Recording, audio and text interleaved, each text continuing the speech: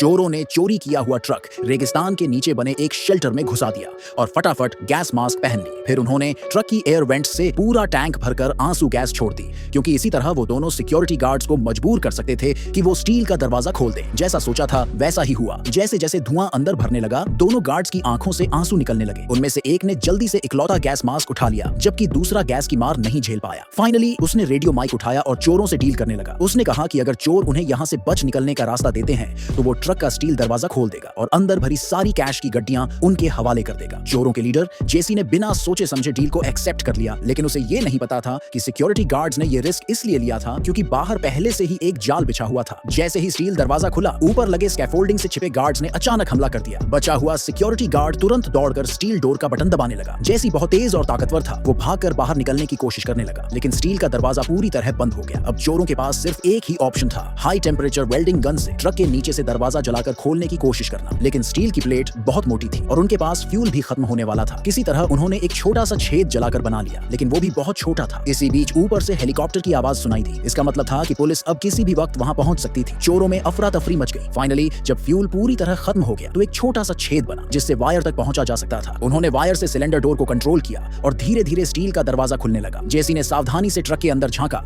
और देखा कि दोनों सिक्योरिटी गार्ड्स मर चुके थे। वो तुरंत तिजोरी खोलने भागा, लेकिन जैसे ही उसने तिजोरी खोली उसके होश उड़ गए। वहां सिर्फ कैश नहीं था, बल्कि हजारों चमचमाते सोने के बड़े बड़े बिस्किट भी रखे थे। इतनी दौलत देखकर जेसी की आंखों में चमक आ गई, लेकिन समस्या ये थी कि वो बुरी तरह घायल था। अब ये भी पक्का नहीं था कि वो जिंदा बच पाएगा या नहीं। और तो और इस सुनसान रेगिस्तान में वो अकेला इतने भारी सोने की ईंटों को कैसे ले जाएगा। आखिर में यही तय हुआ कि ना पैसा काम आएगा ना सोना। जेसी और ये चोरी का माल दोनों इसी रेगिस्तान की रेत में दफन हो जाएंगे।